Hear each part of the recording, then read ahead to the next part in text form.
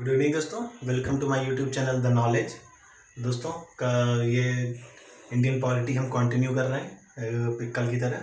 कल हमने क्या पढ़ा था दोस्तों अपने पॉलिटी के बारे में कि हमारा संविधान जो है दोस्तों वो लचीला होने के साथ साथ कठोर भी है। हमारा संविधान एक बोरोड कॉन्स्टिट्यूशन है। बोरोड कॉन्स्टिट्यूशन मतलब कि उधार लिया हुआ संविधान, क्योंकि इसमें जो विभिन्न प्रावधान है दूसरे दूसरे देशों से लिए गए हैं। जैसे नीति निर्देशक सिद्धांत कहाँ से लिए गए हैं? आयरलैंड से। गणतंत्र कहाँ से लिया गया है? फ्रांस से। फंडामेंटल राइट्स कहाँ से लिए गए हैं? रसिया से। फंडामेंटल ड्यूटीज़ कहाँ से ली गई हैं? यूएसए से। महाभियोग चलाने का कहाँ से लिया गया है? यूएसए से।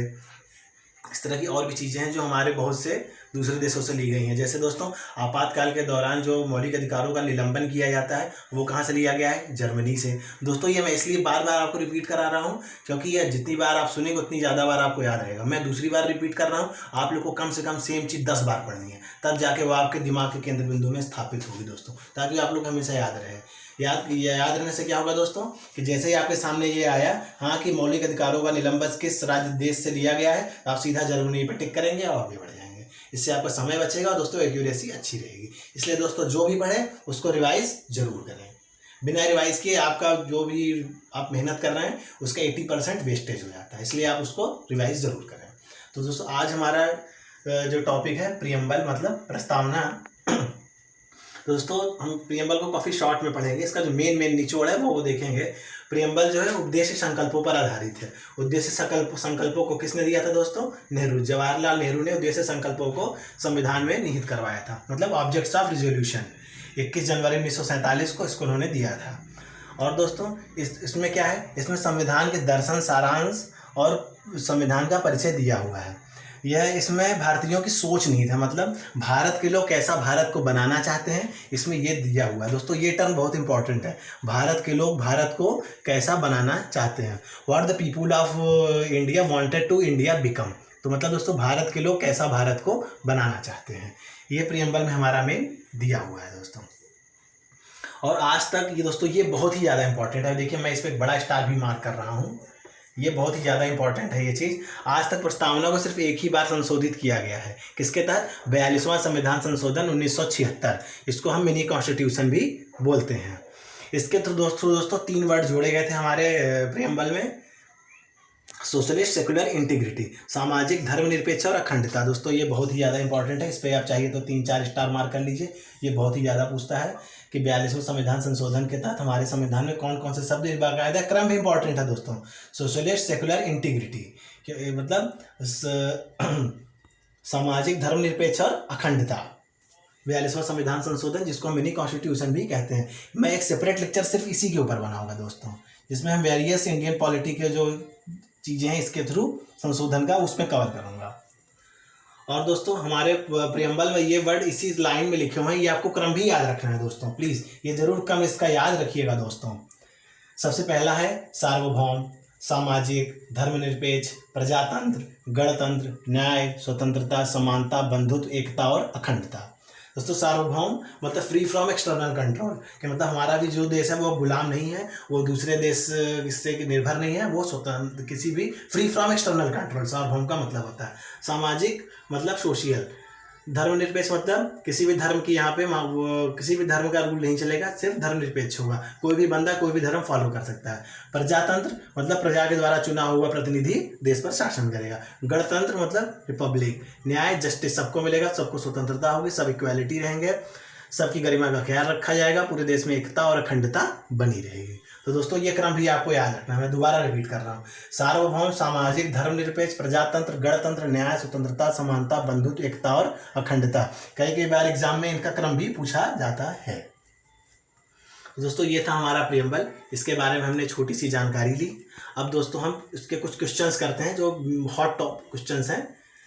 जैसे सबसे पहला, भारतीय संविधान में कौन सा शब्द है जो व्यक्ति की गरिमा का आश्वासन देता है? दोस्तों वो है बंधुत्व, मतलब फ्रेटर्निटी। तो दोस्तों ये टर्म इंपॉर्टेंट है, इसका ही मीनिंग कि मतलब बंधुत्व जो है व्यक्ति की गरिमा का आश्वासन देता है। दूसरा है कि वो कौन है जिन्होंने प्रियम्बल को संविधान का पहचान पत्र मतलब आइडेंटिटी कार्ड कहा? वो है N.A. पलखीवाल। N.A. पलखीवाल। दोस्तों ये नाम इंपॉर्टेंट है, याद रखिएगा। इन्होंने ही प्रस्तावना को संविधान का परिचय पत्र कहा। कौन है? N.A. पलखीवाल। और दोस्तों ये है कि स्टेटमेंट है, इसको ये दिया हुआ था एग्जाम में, ये स्टेटमेंट सही है कि नहीं। किसी अदालत में जो हमारा प्रस्तावना है वो किसी अदालत में ना तो लागू करने योग्य है और ना ही न्याय संगत है। ये सही है या गलत दोस्तों? ये स्टेटमेंट सही है। मतलब हम प्रियम्बल को चैलेंज नहीं कर सकते कोर्ट में। इसका कहने का मतलब ये है कि किसी अदालत में ना तो लागू करने योग्य और ना ही न्याय संगत है। प्रियम्बल को कोर्ट में हम चैलेंज नहीं कर सकते दोस्तों, इसका मतलब ये होता है। प्रस्तावना में न्याय शब्द कौन से संविधान से लिया गया दोस्तों? अभी पढ़ गए थे, रूस। ये याद रखिएगा। हमारे संविधान में प्रस्तावना किस देश से लिया गया है दोस्तों? अमेरिका से। प्रस्तावना प्रियम्बल कहाँ से लिया गया है? अमेरिका से। और दोस्तों प्रस्तावना में दिए हुए आदर्श नेहरू के ऑब्जेक्ट ऑफ रेजोल्यूशन, उद्देश्य संकल्प द्वारा निर्धारित किए गए थे, जिसे 22 जनवरी 1947 में अपनाया गया था दोस्तों। ये जरूर याद रखिएगा दोस्तों, उद्देश्य संकल्प। और ये हमारे संविधान में निहित करने जाने वाला सबसे पहला डॉक्यूमेंट था। इसको किसने बनाया था? जवाहरलाल नेहरू ने, जो कि हमारे देश के प्रथम प्रधानमंत्री भी थे। उद्देश्य संकल्प, ऑब्जेक्ट्स ऑफ रेजोल्यूशन। और संविधान में प्रस्तावना की कानूनी प्रकृति क्या है? यह लागू करने योग्य नहीं है, जैसा कि हमने ऊपर पढ़ा।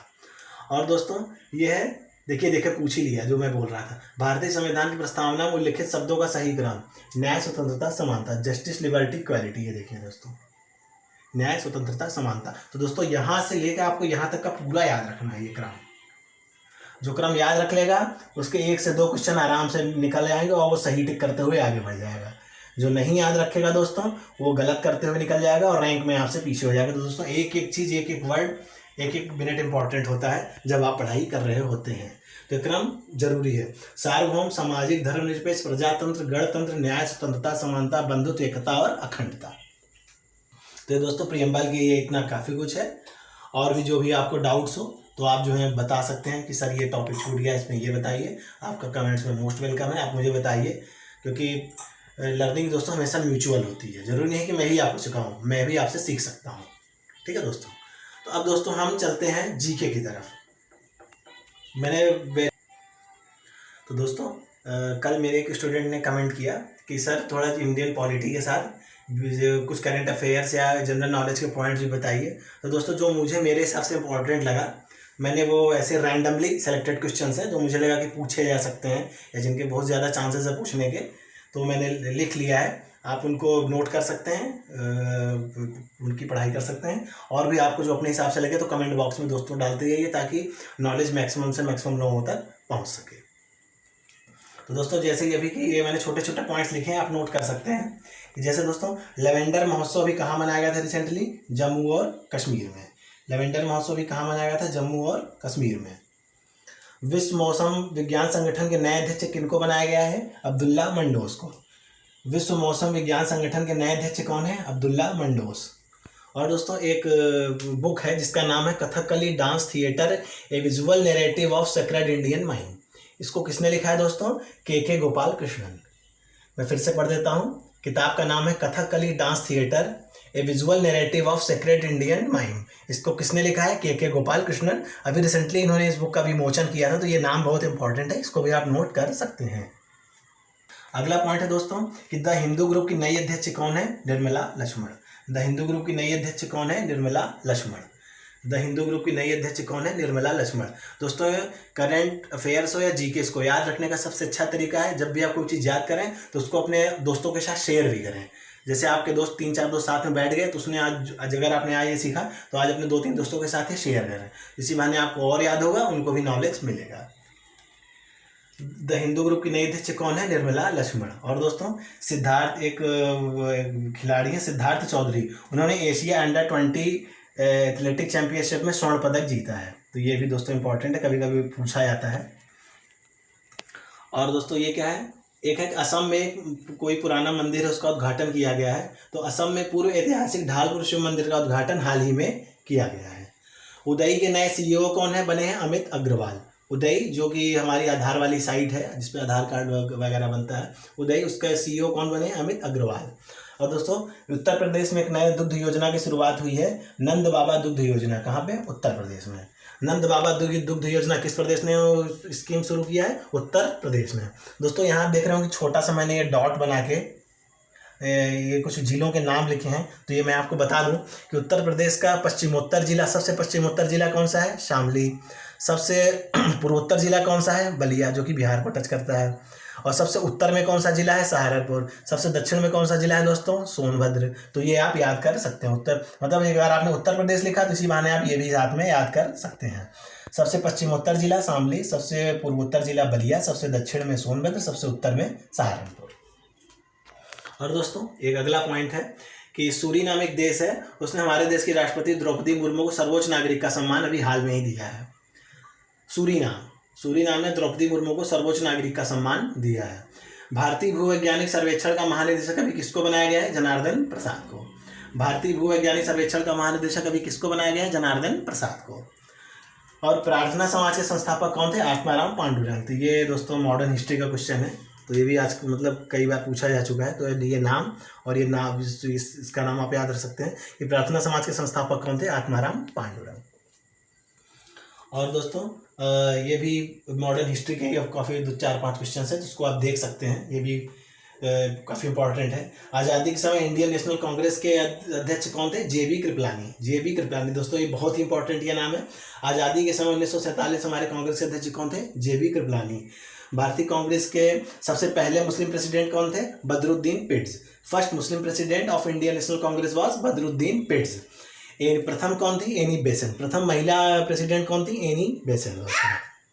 और दोस्तों फर्स्ट म्यूनिसिपल कॉर्पोरेशन कहाँ का था? मद्रास का। सबसे हमारे देश का सबसे पुराना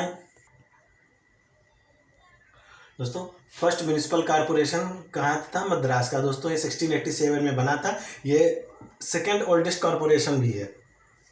तो पहला म्यूनिसिपल कॉर्पोरेशन कहाँ का है? मद्रास का। दोस्तों ये भी बहुत इंपॉर्टेंट है। इसकी स्थापना कब हुई थी? 1687 में।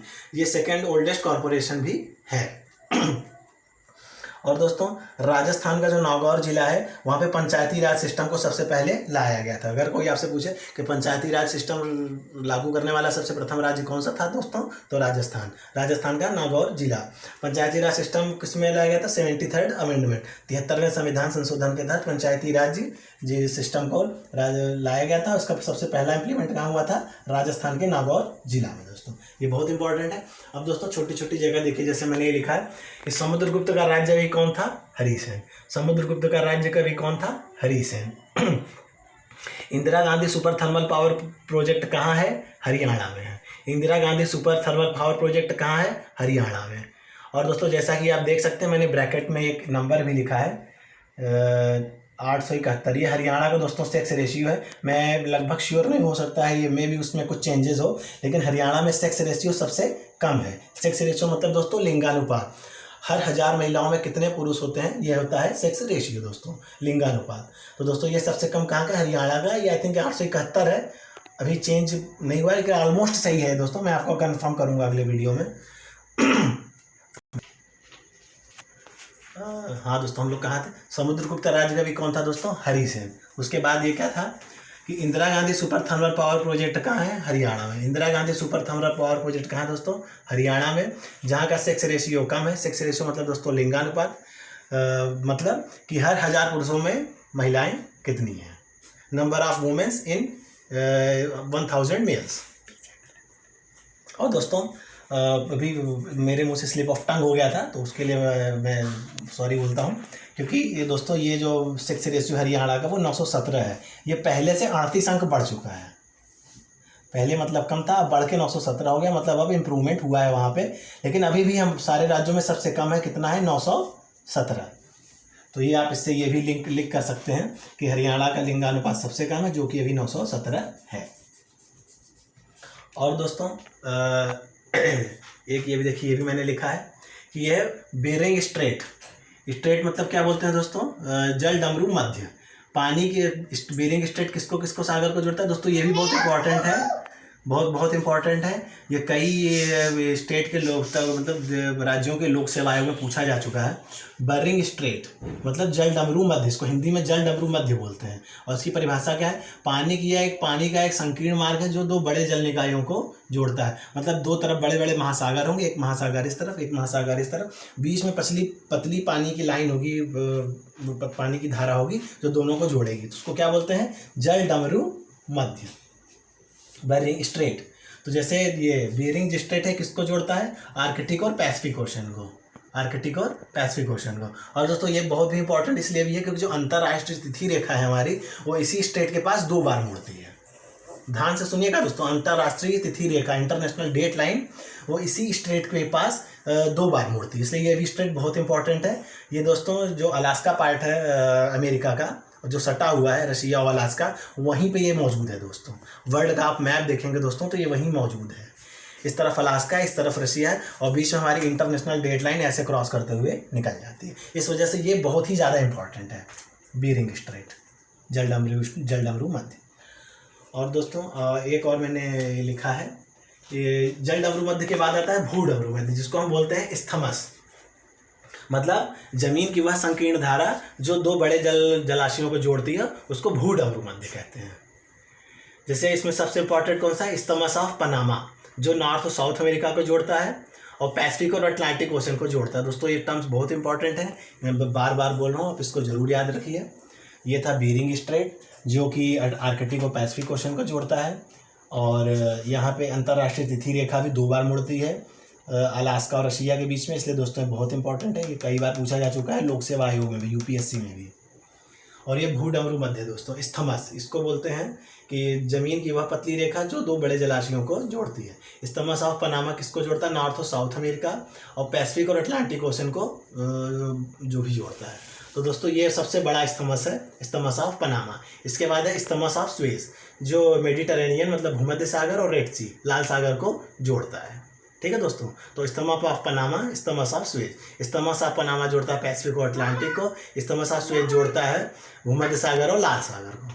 अगला जीके फैक्ट्स है दोस्तों, अगला जीके फैक्ट्स है दोस्तों, नेशनल हाईवे 6 और 7 कहाँ जो मिलते हैं एक दूसरे से? नागपुर में, ये जो कि महाराष्ट्र में है, इसको ऑरेंज सिटी भी कहते हैं दोस्तों, नागपुर को। एक साथ में कई पॉइंट्स बताते आता हूँ, आप चाहिए तो उसको नोट कर सकते हैं, सब इंपॉर्टेंट है। NH6 कहाँ से कहाँ तक जाता है? NH7 जाता है दोस्तों बनारस से कन्याकुमारी तक।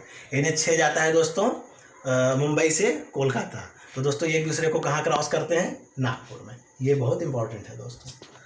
ओके, थैंक यू दोस्तों, आज के लिए इतना ही। कल मैं फिर कंटिन्यू करूँगा आगे, पार्ट 1। कल हम पढ़ेंगे पार्ट 1 इंडियन कॉन्स्टिट्यूशन का, जो सिटीजनशिप है, तो कल वहाँ से कंटिन्यू करेंगे हम। आप ये सारे फैक्ट्स याद कर सकते हैं। हाँ, अगर इससे अगर कोई मिस्टेक हुआ हो सकता है स्लिप ऑफ टंग की वजह से कुछ 1-2 पॉइंट्स कुछ गलत डिक्टेट हो गया हो, तो दोस्तों वो आप मुझे कमेंट बॉक्स में ज़रूर बताएं, ताकि मैं इसको कल इम्प्रूव कर सकूँ और आगे स्लिप ऑफ टंग होने के चांसेस दोस्तों कम रहें। Thank you.